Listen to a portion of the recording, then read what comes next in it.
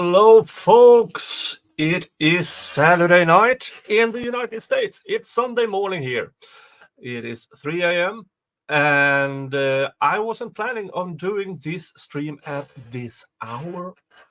But after the Yodi stream, I took a nap, which became a long nap. And now I'm wide awake. So here we go. Not my usual time. I hope people will show up. Because normally I'm daytime entertainment, not evening entertainment. What are we talking about? Well, the Long Island serial killer, allegedly. The Gilgo Beach murders. The suspect, Rex Heuermann, has been charged with 2 new murders. It is Jessica Taylor in 2003 and Sandra Costilla on or about November 19th to 20th, 1993. So if this is, if found guilty, if these charges are correct, that puts him on a more or less 24-year as an active serial killer. That would put him in the top tier of longevity as a serial killer. And I would be surprised as time moves on. Oh, look at this. 1993 to 2010, 27 years. 27 years. Yeah, that definitely is in the top tier. We are going to get through, hello everybody, by the way. We're going to go through the bail application, which is stating these new charges. We will go through the press release for Mrs. Heuermann and the alleged modus operandi, his alleged crime list, what to do list as well. And maybe read an article or two about this. So, folks, welcome to the show.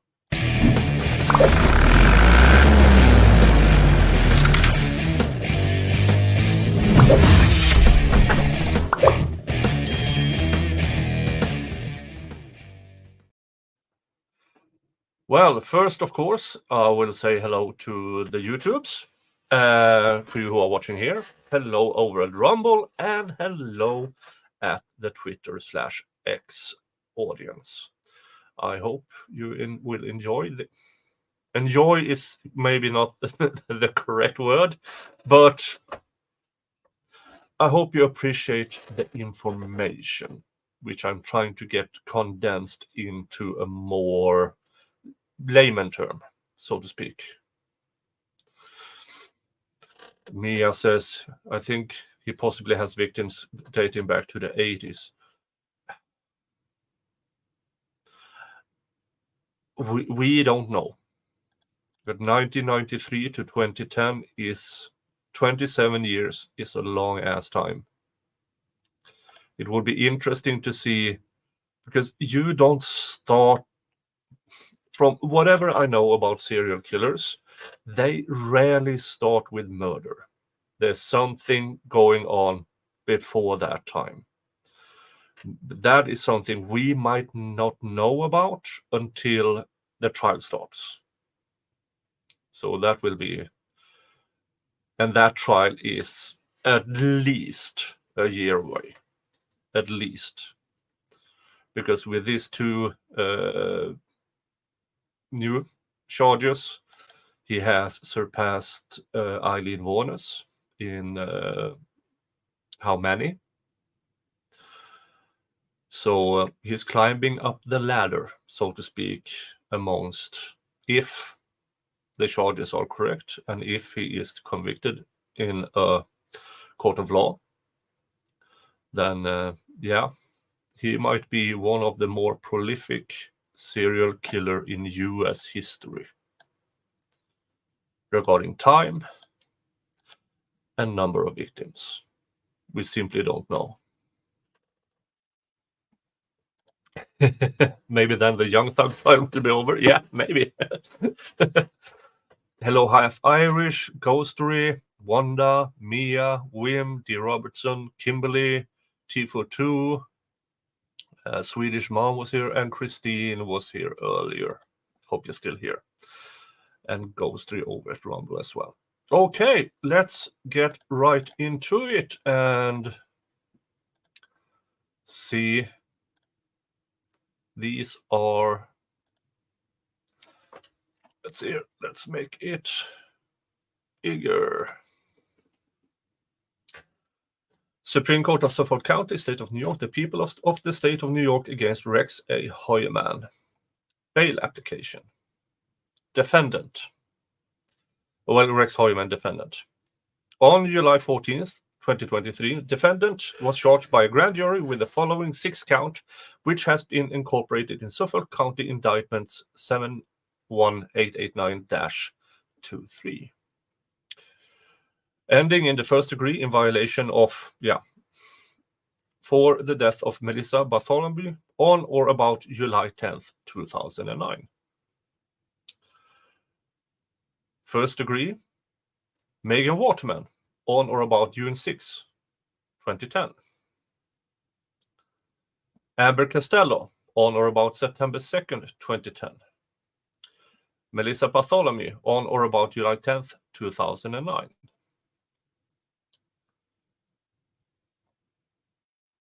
And then second degree for Megan Waterman and Amber Costello.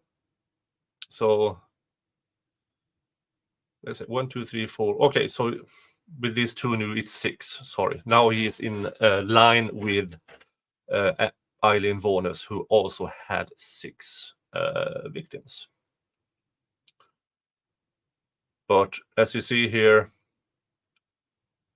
are the additional charges. Maureen Brainerd Barnes, July 9th, 2007. Well, those are the 6, yeah. Amber Costello, Maureen Brainerd Barnes. Today, as in a few days ago, which incorporates each and every one of the above counts, as well as the additional charges of second degree for the death of Jessica Taylor on or about or between July 21st to 26th, 2003, and Sandra Costilla on or about and between November 19th to 20th, 1993. First degree is worse than the second degree. Yes, second degree is a lesser charge. That might be upgraded as they discover more evidence. The people filed a written bail application at Heuermann's initial arraignment, which occurred on July 14th, 2023, as well as defendant's arraignment on the initial superseding indictment, which occurred on January 16th, 2024. Those applications are annexed hereto as Exhibit A. On July 14th, the Honorable Richard Ambro ordered that Heuermann be remanded without bail.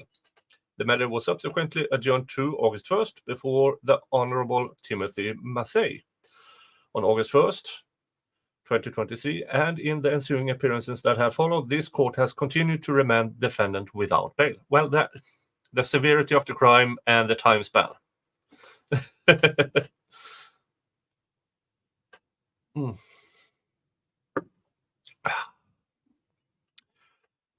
Set forth below is the people's bail application in support of the new superseding indictment, which will expand on additional evidentiary developments in this investigation, now charging defendant Heuermann with the endings of 2 additional victims, Jessica Taylor and Sandra Costilla.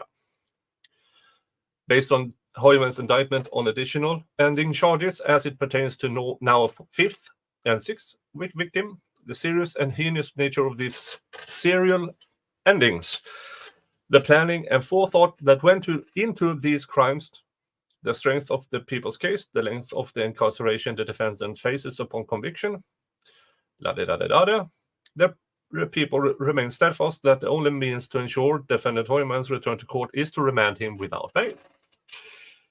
Well, yeah. Dun, dun, dun. Here are the facts. The 2003 and 2011 discovery of the remains of Jessica Taylor. On or about July 26, 2023, an individual whose identity is known to law enforcement hereinafter Witness 1 was walking her dog just west of Halsey Manor Road, Manorville, Suffolk County, New York. At that time, Witness 1 observed what appeared to be human remains, which prompted him or her to call 911. Upon arrival, members of the CSPD observed the remains of a female, later identified as Jessica Taylor. Miss Taylor was found lying on her back with her legs bent underneath her. Notably, the victim was decapitated, and both of Miss Taylor's arms have been severed from her body below her elbows. Moreover, a tattoo on the victim's torso had been severely obliterated by a sharp object. Investigators believe the mutilations of the victim's tattoo, decapitation of her head, and dismemberment of Miss Taylor's arms were acts perpetrated by Mr. Heuermann to, inter alia, inhibit the identification of the victim via facial recognition, fingerprints, and/or tattoo identification. During the initial investigation in Manorville in 2003, the victim's head, arms, and hands were not found at the scene, and their location remained unknown to law enforcement for approximately 8 years. On March 29, 2011, Miss Taylor's skull, hands, and forearm were discovered along Ocean Parkway, just east of Gilgo Beach, Suffolk County, New York. Notably, Miss Taylor's remains were located on the same side of the road from where Maureen Brainerd Barnes, Melissa Bartholomew, Megan Watchman, and Amber Costello, hereinafter the Gilgo 4, had been found just several months prior in December of 2010. Each of the Gilgo 4 victims, as well as the skull, hands, and forearm of Miss Taylor, was recovered on the same side of the road and at a depth of within 50 feet from the edge of the parkway. Furthermore, Miss Taylor's remains were located less than a mile from where the Gilgo 4 were discovered. See embedded image on the following page.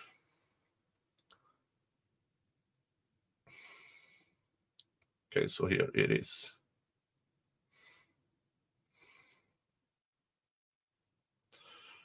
Yep. Information relevant to the disappearance of Jessica Taylor. Jessica Taylor was last seen on or about July 19th, 2003 in New York City. The investigation to date has established that in July 2003, Miss Taylor was working as a sex worker in the area of Midtown Manhattan. On July 21st, 2003, at approximately 8:41 p.m., Miss Taylor utilized her cellular phone, hereinafter Taylor phone, to speak to her mother. Based on witness interviews and an analysis of telephone records, the Gilgo Homicide Task Force has learned that the two spoke for approximately 7 minutes. During that call, Miss Taylor has arranged to visit her mother on July 25th in Poughkeepsie for her mother's birthday. Less than 2 hours later, at approximately 10:22 p.m., the Taylor phone placed an outgoing call which lasted approximately 2 minutes. Thereafter, the Taylor phone records reveal no further outgoing calls or accepted incoming calls. On or about July 25th, when her daughter failed to arrive at her Poughkeepsie residence or answer any phone calls, Miss Taylor's mother notified law enforcement.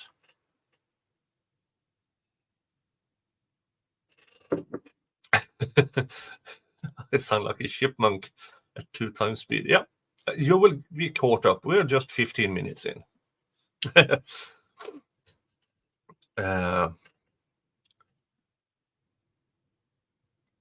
At the time of Miss Taylor's disappearance, Heuermann worked in the same vicinity as where Miss Taylor was known to streetwalk, i.e. work as a sex worker. Records seized during the execution of prior search warrants reveal Heuermann was in fact present in Midtown Manhattan in July 21st, 2003, the same date Miss Taylor disappeared. On July 26, 2003, and in the days thereafter, members of the SCPD canvassed the area around Halsey Manor Road, Manorville, in the vicinity of where Miss Taylor's remains had been found. As a result, investigators spoke to a witness who had, on July 25th, approximately 10:30 p.m., observed a dark-colored Chevy pickup truck backed into the same wooded area where Miss Taylor's body was later found. Based upon their investigation, law enforcement determined that these observations would have occurred approximately 13 hours before witness 911 call. Notably, the investigation to date has established that defendant Heuermann purchased a 2002 dark-colored Chevy Avalanche pickup truck on or about March 22, 2002 from Ramp Chevrolet in Port Jefferson State in New York. Accordingly, at the disappearance date, Heuermann would have been in possession of a vehicle matching the description of the one observed in the vicinity of where Miss Taylor's remains had been found on Halsey Manor Road. Walmart, Gandalf, Kmart, Dumbledore always sound amazing. Yeah, a dear child have many nicknames. A forensic analysis of Heuermann's digital devices also revealed the following. 1. That on or about July 28, 2003, Heuermann accessed a Newsday article entitled "Cops Seek Help in IDing Manorville Body" regarding the discovery of Miss Taylor's human remains. That online activity was subsequently deleted. Okay. And on or about July 29th, Heuermann conducted an internet search for a new Chevy Avalanche despite his 2002 Avalanche being just over 1 year old. The analysis further shows Heuermann also attempted to delete this search for a new vehicle. Notably, this activity occurred just days after Miss Taylor was discovered and just days after witnesses observed a vehicle matching the physical description of Heuermann's leaving the scene. And here is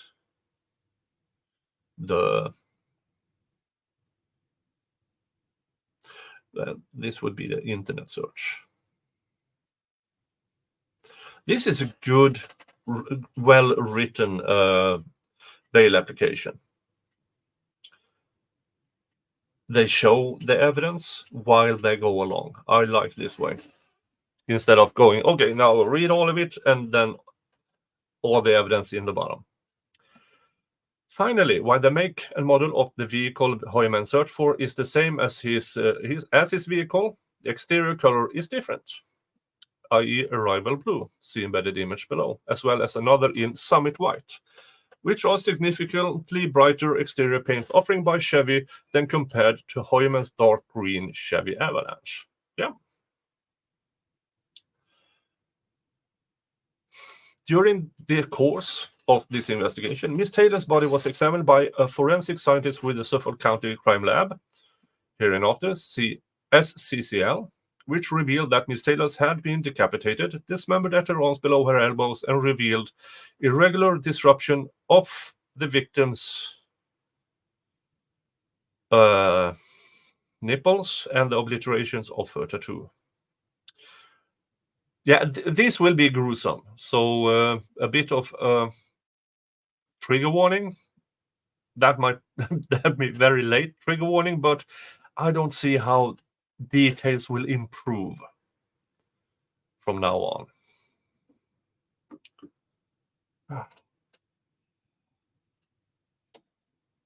Nom, nom, nom, nom, nom. Yes, I'm having some wine at 3 a.m. It is an Austrian wine. White wine. Because I'm feeling feminine today.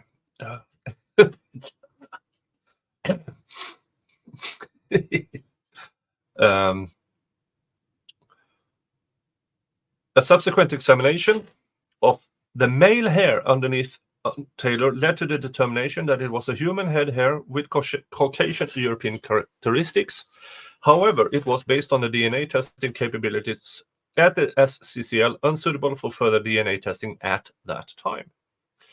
Yeah, DNA testing has improved significantly since 2003. On or about August 24th, 2023, the Gilgo Homicide Task Force brought the cutting of the male hair underneath Taylor to an outside forensics lab, previously referred to in Exhibit A as Forensics Lab Number 2, which specializes in forensic mitochondrial analysis. On or about February 1st, 2024, Forensic Lab 2 issued a report concluding that the mitochondrial DNA profile developed from the male hair underneath Taylor and the profile developed from defendant's buccal swab at the same, specifically at a rate that would, as per MPOP database, exclude 99.96% of the North American population as the contributor of said hair recovered underneath the decapitated and dismembered remains of Jessica Taylor. Okay. While 99.96% of the North American population can be excluded as the contributor of the male hair underneath Taylor, defendant Heuermann cannot be excluded as the contributor of the said hair recovered underneath the remains of Jessica Taylor. 99.96%. That sounds like a very good number. But that is 4 in 1,000. So for every 1,000 people in North America, 4 will match in some way, some shape or form. So in a population of 10,000, 8. In a population of 100,000, 80. So you see here, when you start to add the numbers, 99.96 seem like a very good number, but at this time, it's a match, but it's also a match with quite a few other people. On and about March 8th, the Gilgo Homicide Task Force brought a cutting of the male hair underneath Taylor and the DNA extract of Heuermann's buccal swab to an outside independent lab, previously referred to Forensic Lab Number 1, which applies DNA techniques and direct genome sequencing in difficult-to-solve forensic casework and the identification of human remains. I have some critique about this method, but that is for another stream. On or about April 29th, Forensic Lab 1 issued a report indicated it had developed a nuclear DNA profile. Yeah, this is my criticism. Mitochondrial DNA comes from the mother. How you develop a nuclear DNA profile from that, somebody needs to explain to me. Somebody needs to explain that to me, because how do you get a full genome sequence from only the mitochondrial? I don't know, but apparently this lab can. Lab 1 was then able to conduct a one-to-one autosomal nuclear DNA comparison between said profile, the male hair, to Heuermann's genotype file, which resulted in the conclusion that the DNA profile generated from the male hair underneath Taylor is 1.837 times 10 to the, yeah, this is just a stupid number, 10 to the force of 603. That number is about twice the number of stars in the known universe. It's just a stupid number. It sounds too good to be true, And that is my criticism. Those numbers are simply way too high.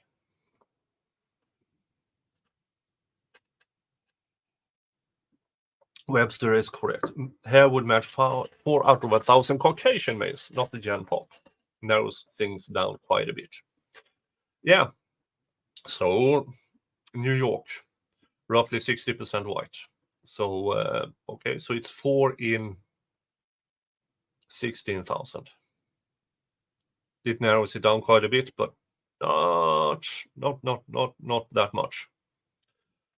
And still, I have criticism about this specific genome DNA growing thingy.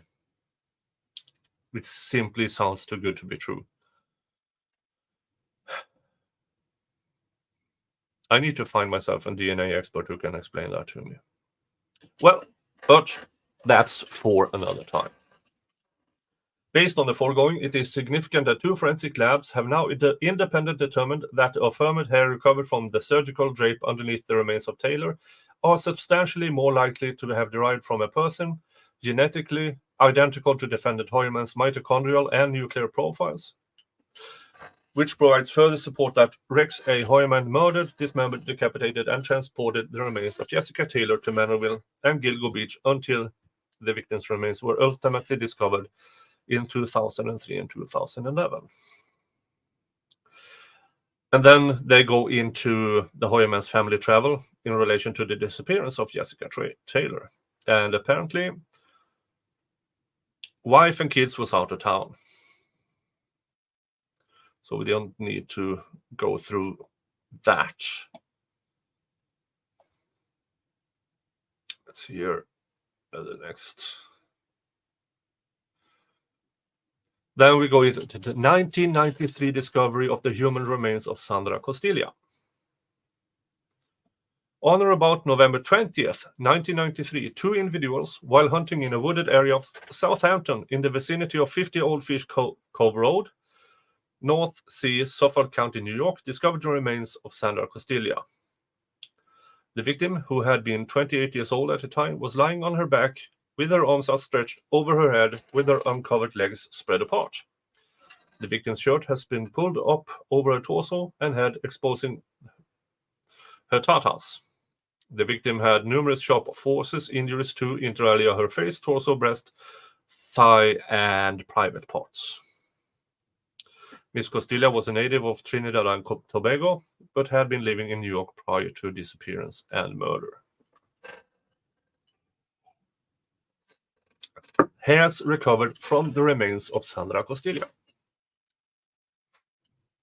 During the course of the 1993 investigation, Miss Costilla's body was examined by forensic scientists with the SCCL, which led to the recovery of, inter alia, 3 hairs from the victim's remains, 1 from the victim's right arm, hereinafter female hair on Costilla, 1 from a tape lift of the striped shirt above the victim's head, hereinafter male hair on Costilla, as well as 1 from a tape lift of the white shirt above the victim's head, hereinafter unidentified female hair on Costilla, collectively hairs on Costilla.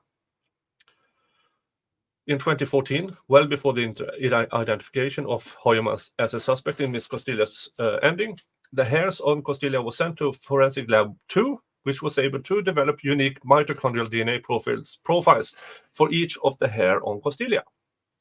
On or about August 1st, Forensic Lab 2 received an extract of John Bitrolf's buccal swab.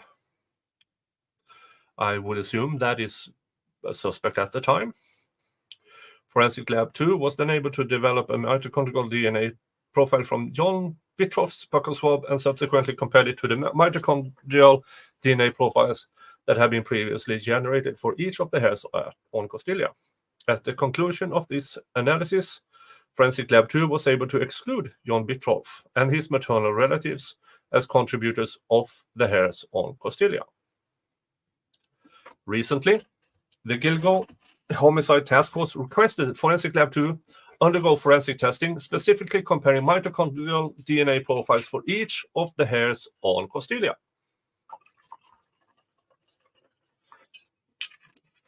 which have been developed back in 2014 prior to Heuermann's emerging as a suspect in Costilla's ending, to known sample provided by the Gilgo Homicide Task Force on or about February 29th this year. Forensic Lab 2 issued a report concluding that the mitochondrial DNA profile developed from the male hair on Costilla and the profile developed from defendant's buccal swab are the same. Specifically at the right, that would, as per MPOP database, exclude 99.96% of the North American population. So, same number in the mitochondrial.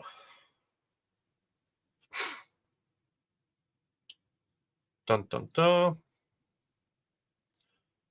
Prior to Ms. Costilla's disappearance and ending, defendant Heuermann had been living with a female individual whose identity is known to law enforcement. Hereinafter, witness 3. Uh-oh. They have his exes as witness, or at least one ex as a witness. During the course of this investigation, the Gilgo Homicide Task Force was able to secure a buccal swab from witness 3, which was secured via her consent. On or about March 29th, blah, blah, blah.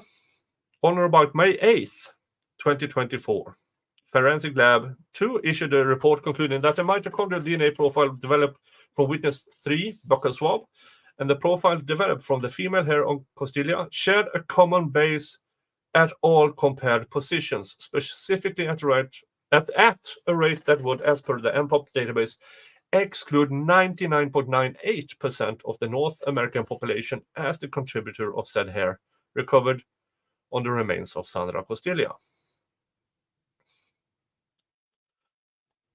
Now, you can explain away in one hair, but if the other hair is from his ex at the time, that's a bit harder.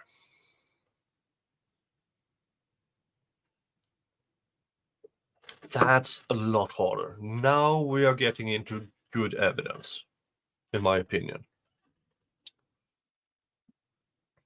Witness 3, who had but no longer resided at residence prior to Ms. Costilla's disappearance and murder, cannot be excluded as the contributor of said hair recovered on Ms. Costilla. Yeah, she must feel nice right now, knowing about this. On or about March 8th, 2024, the Gilgo Homicide Task Force brought a cutting of the hairs on Costilla, as well as DNA extract of witness 3 buccal swab, to Forensic Lab 1 for further independent analysis.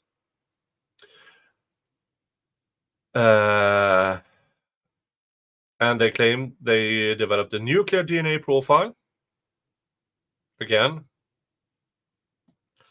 yeah, I need somebody explaining this to me about developing nuclear DNA out of mitochondrial DNA.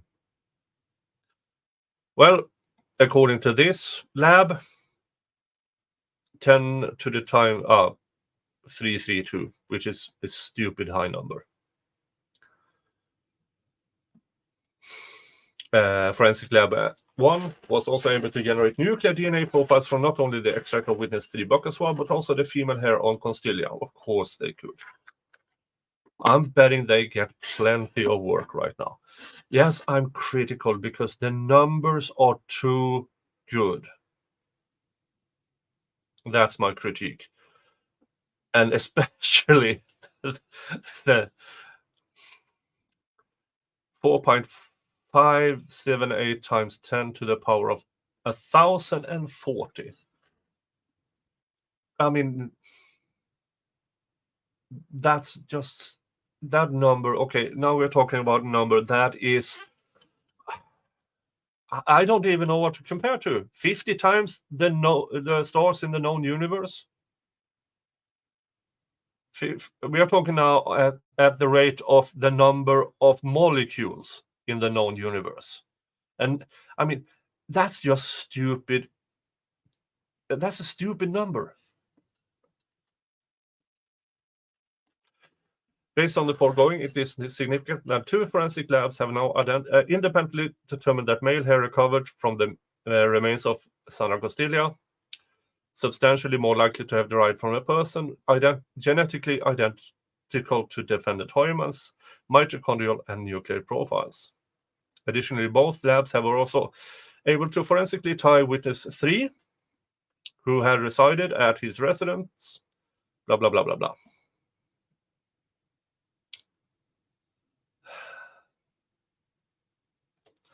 Oh, a biochemist could explain biology, DNA stuff.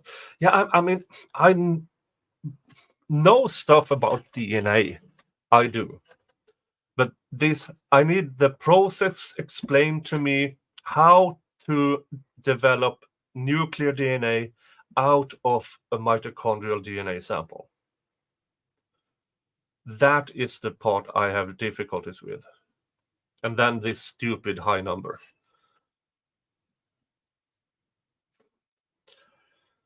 The chart below summarizes the results from Forensic Lab 1 and Forensic Lab 2, which each individual have been able to determine that hairs recovered on now 5 of the 6 charged victims are forensically tied to defendant Heuermann, members of his immediate family, or individuals with whom Heuermann resided, lending further support to the conclusion that defendant Heuermann is the individual who did the deed.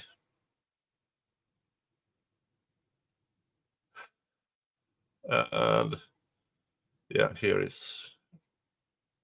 Yeah, I'm not going through it. Yeah. Heuermann's unfettered access to target residence during the disappearance and ending of Miss Sandra Costilla. As noted supra, based on post-arrest interviews with witnesses, the Gilgo Homicide Task Force has learned that witness 3 and defendant Heuermann began living together at target residence in 1991. In September 1993, approximately 2 months before Miss Costilla's disappearance and murder, witness 3 moved out. Prior to witness 3 leaving target residence, Heuermann's mother have moved out of target residence. So he still lived with his mother in 1993. Okay.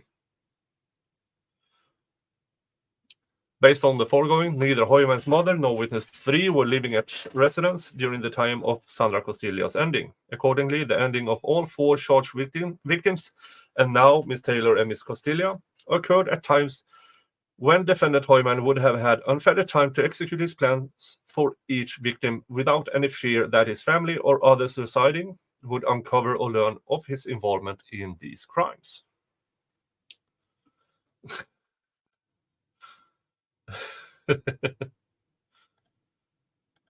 Yeah, finding hair from ex-wife and current wife. Yeah. Newly discovered digital evidence. Now we are getting into interesting things that, for me, have more bearing. As detailed in Exhibit A, following Heuermann's arrest, numerous search warrants were executed at his residence, which culminated in the seizure of over 350 electronic devices.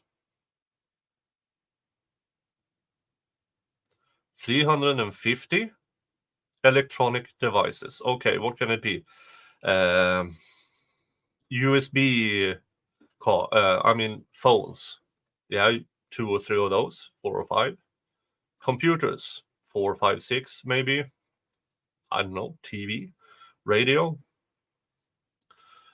But an analysis of these devices has revealed Heuermann's significant collection of violent, bondage, and torture porn,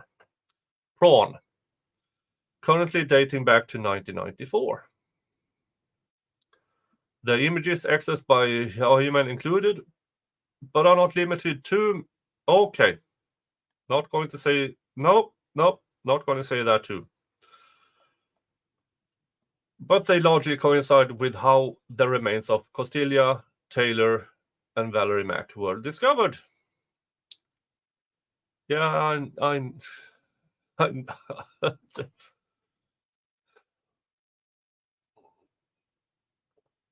yes, Ghost. 350 electronic devices. I would assume these are hard drives of shape or form. Yeah. Moreover, during the analysis of a hard drive recovered from the basement of Heuermann's residence, the Homicide Task recently discovered a Microsoft Word document entitled HK 2002 to 2004. The document was discovered in unallocated space. Allocated space refers to store data that a computer is using. Files are viewable and able to be opened by a user. Unallocated space refers to available or unstructured data, which is not readily viable and able to be opened by a user. Unallocated space frequently contains room for new data or old data that have been deleted, sent to the recycled bin, overwritten, etc. For example, when a user deletes data, many users believe the file has been purged forever.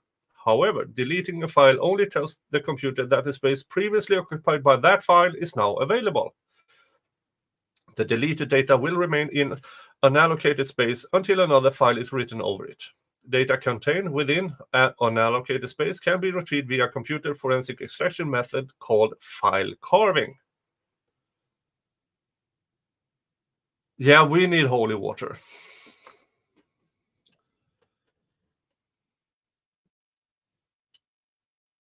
I have no clue how to do that. Cheers.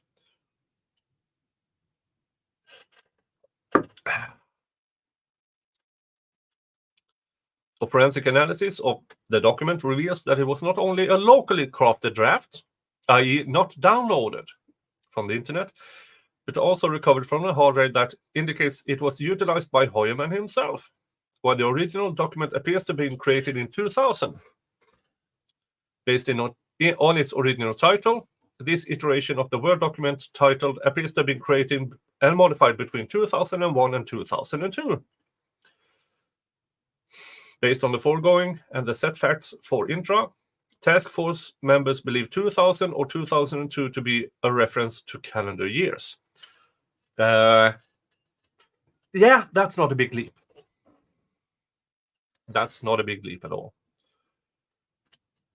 Task force members also believe, based on the foregoing and the facts set forth infra, that the Microsoft Word document to be a planning document.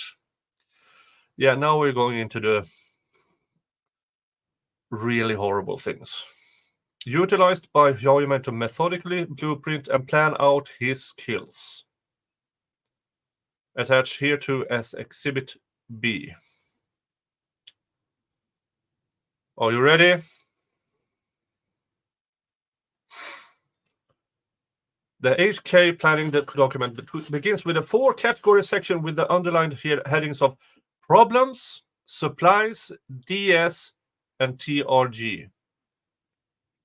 See embedded excerpt on the following page.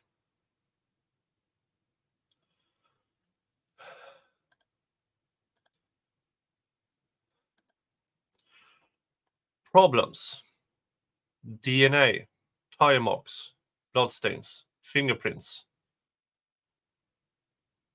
MO plastic bag cat litter, witness, trace source of supplies, foot shoe prints, photos, misleaders, police stop, truck stuck, fingerprints in gloves, plastic bags matched to box, hair and fiber. Yeah, this is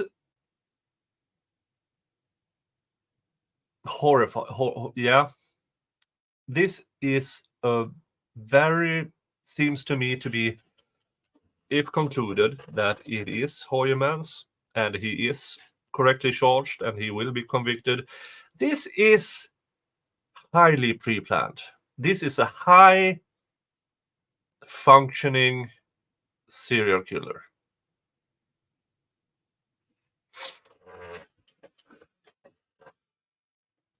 Becca Lynn, leaving chat, but we're listening as this lulls me off to sleep. Have a little bit of the sickest today. Oh, poor Becca. Have a good night's sleep. Don't dream about what I'm reading. And here is supplies, booties, lye/acid, police scanner, rope cord, saw cutting tools, hair nets, photo film, burn can, foam drain cleaner, body wash wipes, tops drop clothes, medical gloves, bags, tape, large electric clips, ratchet cargo strap. He is building a killing room. This is killing room. DS1 Mill Road, DS2 question marks dumpster site. Next time recon dumpster locations. TRG T1 Megan question mark. Small is good. T-Unk Black. Yeah, this is Dexter before Dexter. This is very pre-planned. Horrifyingly pre-planned. Based on the Gilgo Homicide Task Force training and experience, the members believe problems to be a guide on issues to avoid apprehension. Supplies to be a reference to what supplies are needed to carry out the serial endings, to avoid apprehension, and to avoid leaving behind DNA evidence.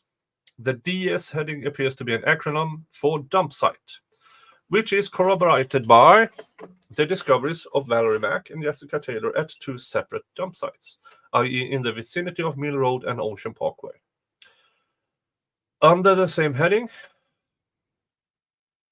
is a note recording dump the sites, which the task force believe is a reference to how Heuermann disposed of physical evidence in the manner of described info. See dispose of the following section below. TRG appears to be a reference to target or victim. See embedded image below. It is important to note that the known victims thus far are all petite women, which is consistent with the small is good entry in the document, lending further support to the aforementioned conclusion that TRG refers to victims or targets. With regard to the DS section of the document, it is important to note that the human remains of Jessica Taylor discovered in 2003, as well as the remains of Valerie Mack discovered in 2000, were dumped in two locations. One of those locations being the vicinity of Mill Road, which is listed as DS1, Mill Road, in the above Word document. On March 29th, 2011, Miss Taylor's torso, skull and hands recovered near Ocean Parkway, i.e. a second dump site. On April 4th, 2011, Miss Mack's skull, hands and right foot were also recovered near Ocean Parkway, also a second dump site. The recent discovery of this document prompted the April 2024 cadaver search of the Manorville area, which did not yield the recovery of additional sets of human remains, thereby reinforcing the task force members' belief that the HK planning document refers to Heuermann's preparations for either Jessica Taylor and or Valerie Mack.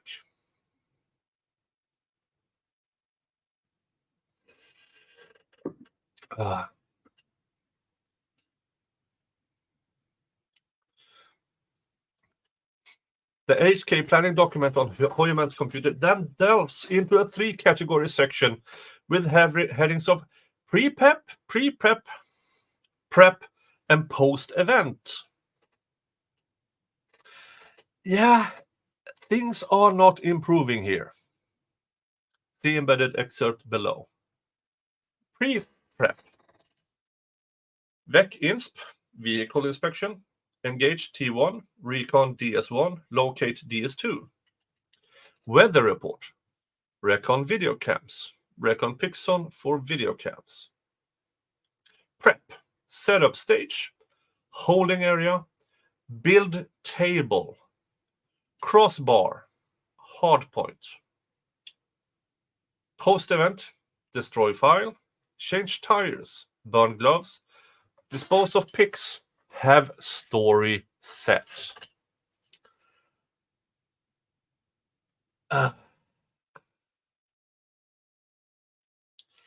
Yeah, I don't see how, with the totality of the circumstances, this is an extremely good case for the prosecution, which I've said before in previous streams about this, that They actually pre-plan discovery handovers with the defense. This is a prosecution who isn't afraid of the facts at all. They pre-plan when and where and how they will. Just here's what you got so far. Here you go. That is a strong case. That is what every prosecutor should aim for. If that is not how you conduct yourself pre-trial, before the trial starts, then you know you don't have a strong case.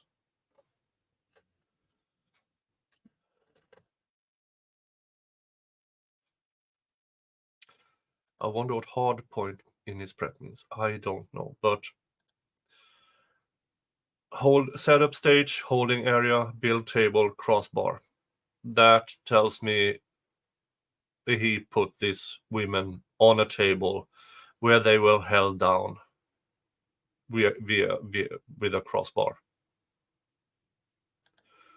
Which leads me to believe that these victims was probably alive up until the dismemberment.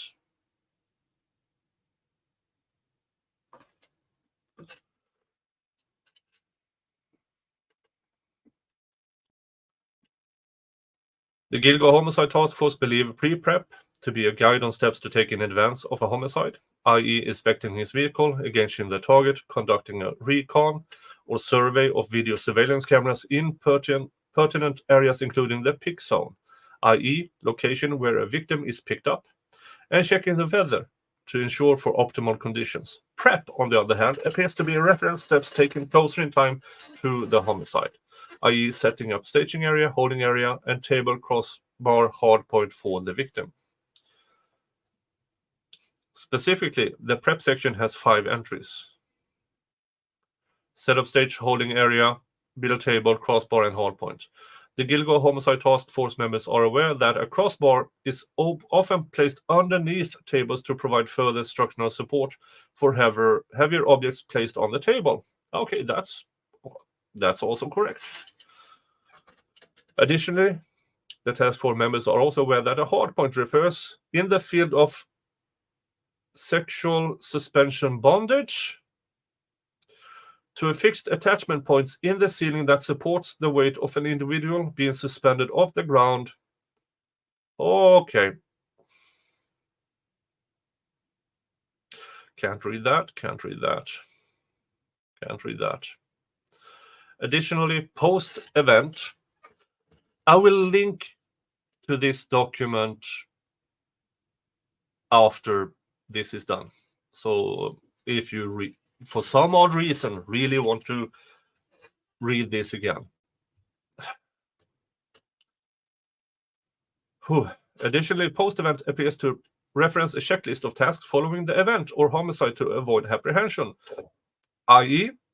destroy file, change tires, burn gloves, dispose of pics taking off the victim, and have story set, e.g. alibi, story for family upon their return, or law enforcement should an inquiry be made. The HK planning document continues.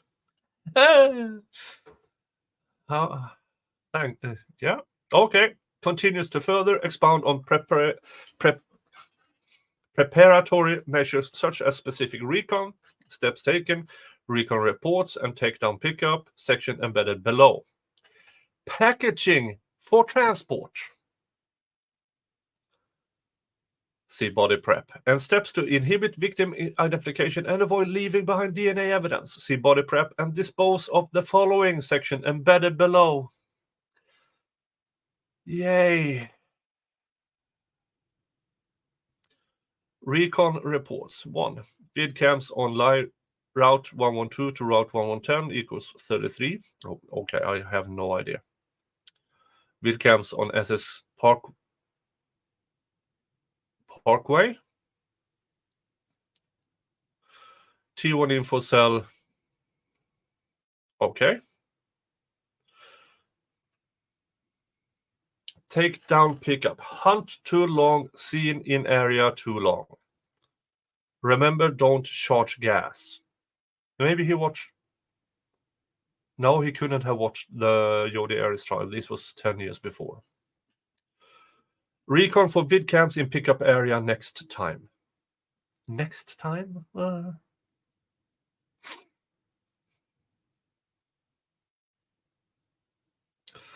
note of hardpoint refers to suspension bondage. Okay. Body prep. Wash body inside and all cavities. Remove trace evidence, fingerprints, hair. Remove trace DNA. Remove ID marks.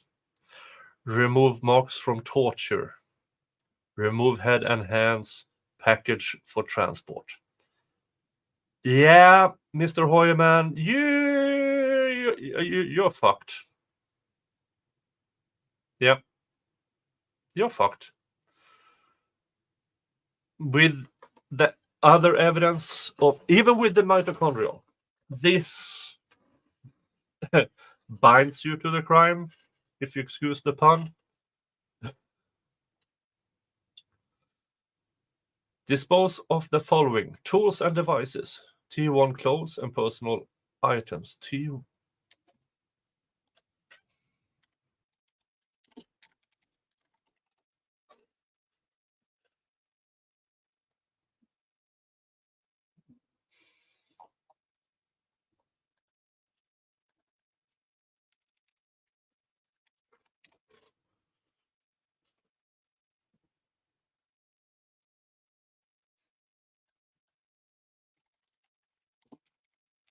I'm just checking.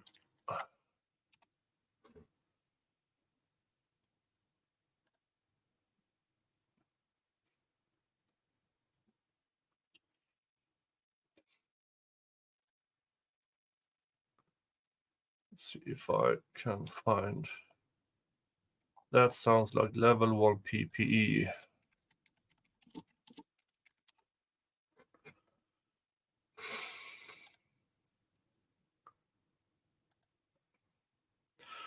Yeah, it is. Now, it doesn't say this, but if T1 clothes and personal items are level 1 PPE, this is it.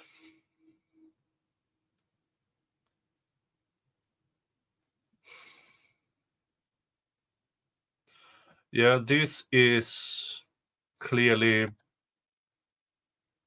Yeah. Now, this is speculation that T1 clothes means level 1 PPE. Thank you, John. This is too spicy for YouTube. Here's some cash, because ain't no way this is getting monetized. Love you, Nick. Try to keep your stomach. Thank you, John Commune, for your $10 super chat. That is very much appreciated. Don't worry about my stomach. I mean, I do labor law. I've seen extremely horrifying accidents and injuries, but now this is a different kind of icky. It is. Drop clothes, wipes and towels, props, toys, wood items, anything that touched T1. Yeah. What you were, destroy book and computer files, burn clothes, dispose of box of plastic bass to avoid trace. He's very, very well planned, but the prosecutors really thanks this guy for writing this in a computer and not pen and paper and then burning paper.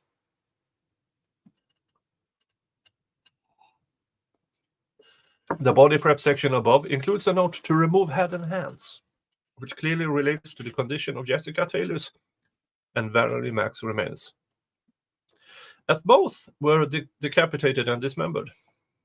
Additionally, each of these victims' remains, as well as the remains of the Gilgo 4, were indeed packaged for transport, as this section indicates to do, further increasing the significance of this document's presence on Heuermann's laptop computer. Finally, this section also includes a note to remove ID marks tattoos. As noted, Supra, The examination of Miss Taylor's body in July 2003 indicated numerous sharp linear injuries to the victim's skin, specifically around where Miss Taylor's tattoo had been located, which investigators believe were intended to inhibit the identification of Miss Taylor's tattoo and therefore Miss Taylor in a manner consistent with the HK planning document. Furthermore, they disposed of the following section list: destroy computer files as a checklist item.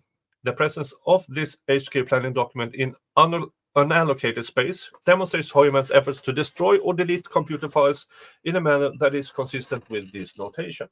As set forth in Exhibit A consistent theme of Heuermann's computer activity is the use of forensic wiping software, inter alia, in a manner that is consistent with this notation in HK planning document.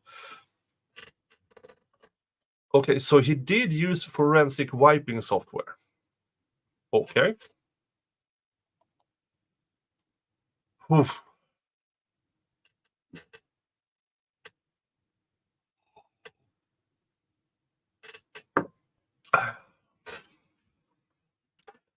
In the things to remember section, there are notes indicating steps to take next time, i.e. considering a hit to the face or neck next time, or using a heavy rope for the neck, as light rope broke under stress of being tightened. Heuermann further opines on the importance of sleep to not only avoid problems, but also to increase that what Heuermann refers to as playtime. All right, things to remember. Sound travels, i.e. bird outside, control the amount of air in and out to control the noise made. Get sleep before hunt, too tired creates problems. Hit harder, too many hit to take down, consider a hit to the face or neck next time for takedown. More sleep and noise control equals more playtime. Use push pins to hang drop clothes from ceiling, not tape. Use heavy rope for neck, light rope broke under stress of being tightened. All right. Now, yeah, Mr. Heuermann,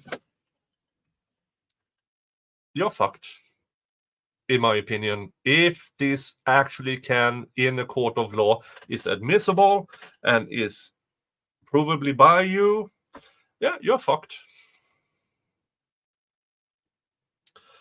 As set forth above and embedded here below, the Gilgo Homicide Task Force members believe that these references to next time indicate Heuermann's prior experiences and what changes to implement moving forward. Yeah, we already saw that. Moreover, the references in the Things to Remember section to utilize push pins to hang drop clothes from ceiling and not tape, as well as manifested concerns regarding sound travel, indicate the referenced incidents would have occurred indoors and likely inside of residence, which is a controlled environment that Heuermann would not only be familiar with, but also an area where Heuermann would have access to said tools and supplies. Drop cloths would also serve the twin purposes of limiting the spread of forensic evidence, such as blood, to a confined area, as well as controlling sound travel, which would lead to more playtime, quote unquote, which is believed to be a reference to acts perpetrated on victims. Additionally, with Heuermann's family vacationing out of states, defendant would have had unfettered time and exclusive access to the target residence, allowing defendant ample opportunity to execute and clean up after these crimes. Finally, the HK planning document on Heuer's laptop computer includes a notes section. See embedded image below. Oh, great. Notes: spur of the moment. Cover: Stockholm Syndrome. The more you do, the more clues you give. Look at the painting. What, why, who? Organized versus disorganized. PG 162. Okay. Disorganized. Dead. All right. The investigation to date has established the source of these notes, i.e. the Mindhunter paperback book authored by John Douglas, specifically the first edition published in 1996 concerning the criminal profiling of serial killers. For example, the notes section of the HCO planning document includes the following notation. Page 162 to page 163. Yeah, thank you, Ghost. Yeah, page 162 of said book is indeed reference sex substitution. As Douglas describes the rather horrible... Okay, can't say that, but no intercourse. Okay, can't say that either. On page 63, Douglas opines that the perpetrator of such a crime, i.e., would be a disorganized killer who would be compulsive and perhaps living with his parents. Accordingly, this notation contained in the HK planning document is consistent with the aforementioned book in page number and subject matter. The notes section in the HK planning document also includes the following notation. PD 175. Multition equals disorganized. In page 175 of the first edition Mindhunter book, Douglas describes a woman screams and shortly thereafter how the woman's... Okay. Douglas further asserts on page 175 of said book that this is sign of disorganized personality type. Accordingly, this notation contained in HK planning documents is again consistent with the aforementioned book in page number and subject matter. The note section of the HK planning documents also contains the following notation. Look at the painting. What, why, who?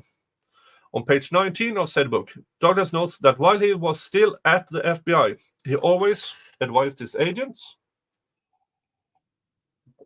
quote, if you want to understand the artist, you have to look at the painting. We've looked at many paintings over the years and talked exclusively to the most accomplished artists. Accordingly, the note above, contained in Heuermann's laptop computer, to look at the painting, yet again point as the aforementioned book as the source of Heuermann's commentary. Finally, the other notations contained in the HK planning document, i.e. spur of the moment, cover, Stockholm Syndrome, the more you do, the more clues you give, are also each contained in the said book, all pointing to it as the source of Heuermann's notations. And here it says, Stockholm Syndrome is a psychological condition that explains why victims and hostages sometimes develop a psychological bond or empathy for their capturer or abuser. This is false. This is completely false. Stockholm Syndrome is not an official psychological condition. It's a theory developed by a Swedish psychologist named Niels Bejerot, who is probably one of the most evil men in history. He hated women. He despised women. He despised people of other ethnic origins. He was a racist fuck, to say it bluntly. But he had the politicians' ears at the time, and the cops, he trained cops in stuff like how to intimidate witnesses to say what you want. This man is Niels Bejerot. Luckily, he's dead and has been for a long time. Sadly, he is still very much influential in Swedish politics and how police do their job. When I went through his theories and the absolute lack of actual studies he made everything up, including Stockholm Syndrome. I have to do a separate stream about the Stockholm Syndrome because this man, Niels Bejerot, pure evil. But that's another story. The foregoing is corroborated in part by Heuermann's possession of other serial killer books authored by John Douglas during the initial search warrant executed in last year. At his residence, the task force observed that Heuermann possessed in his home office the book entitled The Cases That Haunt Us, which outlines the facts, evidence, and victimology of several notable serial ender cases. Okay. I will not make everybody afraid, but I think I have this book as well. The difference seems to be that I have no interest in bondage whatsoever. Or killing, for that matter. Or make... generally, I don't like crimes. I just don't. The Gilgo Homicide Task Force members believe that the totality of circumstances surrounding the HK planning document, including Heuermann's attempt to delete its existence, points to it as Heuermann's self-education and homework on the topic of carrying out serial sexual murder. Heuermann's pointed concerns regarding 1. Avoiding being captured on video surveillance. 2. Leaving behind forensic evidence. 3. What supplies to purchase. 4. How to package a body for subsequent transportation to dump sites. And everything, yeah.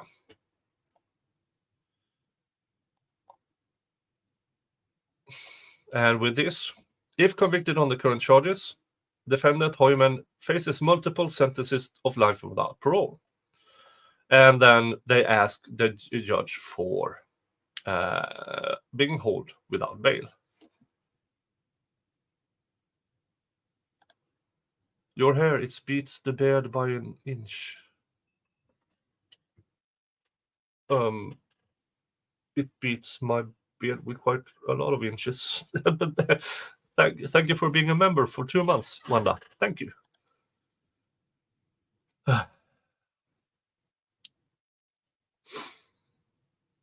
And yeah, and now just exhibits. Now, according to, this is from Mrs. Heuermann or former Mrs. Heuermann, I'm not sure. Yeah, former Mrs. Heuermann. This is her press release from Macedonia Duncan, LLP, attorneys at law.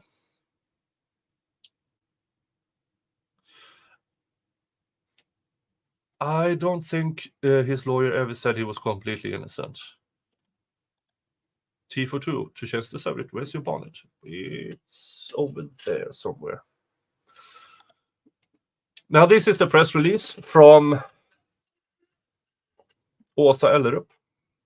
Today's indictment further illustrates that Åsa Ellerup has no involvement in any of the alleged crimes that her estranged husband Rex Heuermann has been charged with.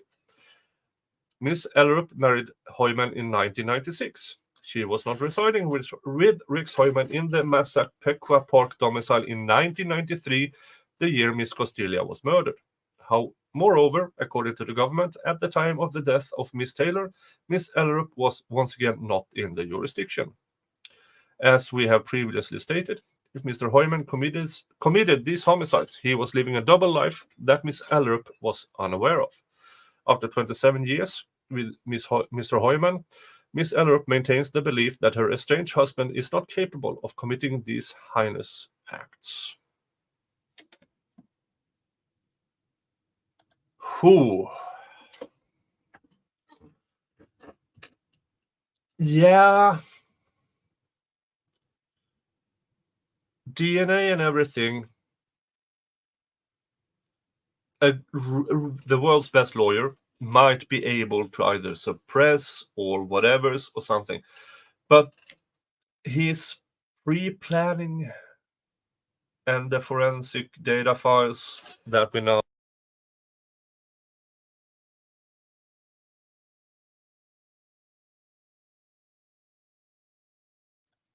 Why did my mic mute themselves? I didn't press it. Okay. Out of the new evidence, I actually believe that the strongest one is his planning documents.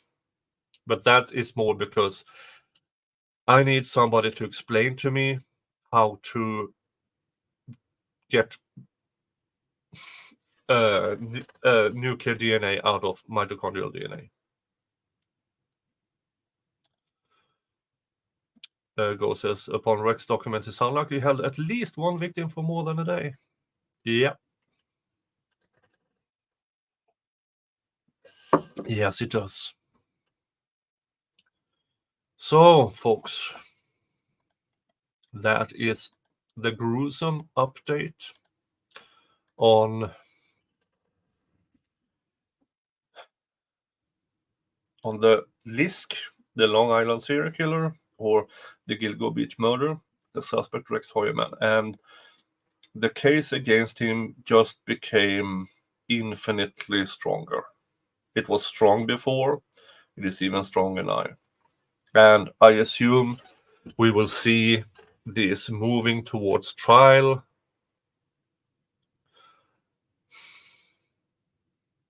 sometime late next year.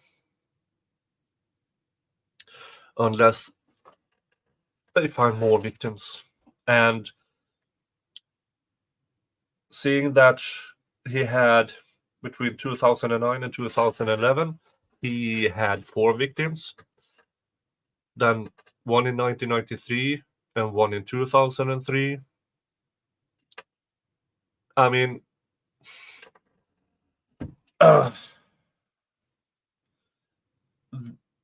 logically, there are more out there. They just haven't found them yet.